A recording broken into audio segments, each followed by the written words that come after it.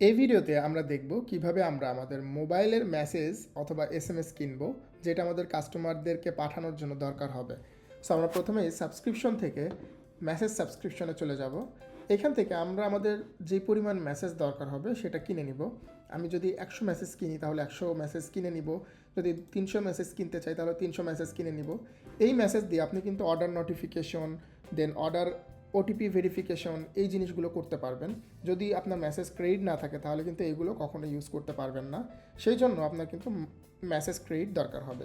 যেমন আমরা যদি কাস্টমারকে মেসেজ করতে চাই আমাদের মার্কেটিংয়ের জন্য, সেটার জন্য কিন্তু আমাদের মেসেজ ক্রেডিট দরকার হবে।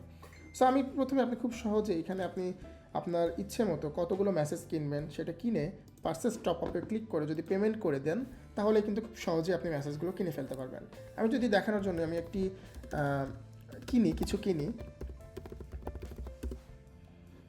সো আমি আমার ভেরিফিকেশন কোড দিয়ে দেখছি, আমি একটি মেসেজই কিনে দেখছি আপনাদের সামনেই, দেখি আমরা কিনতে পারছি কি না। সো আমার ওটিপিটা দিয়ে নিচ্ছি, আমার পিনটা দিয়ে নিচ্ছি। দেখতে পাচ্ছেন আমার কিন্তু পেমেন্ট হয়ে গিয়েছে এবং আমার মেসেজও কিন্তু চলে আসার কথা। আমরা একটু ওয়েট করে দেখি। দেখতে পাচ্ছেন আমার কিন্তু পেমেন্ট হয়ে গিয়েছে এবং আমি যদি এখন আমার সাবস্ক্রিপশনে চলে যাই তাহলে দেখতে পাচ্ছেন আমার কিন্তু 100 মেসেজ চলে এসেছে।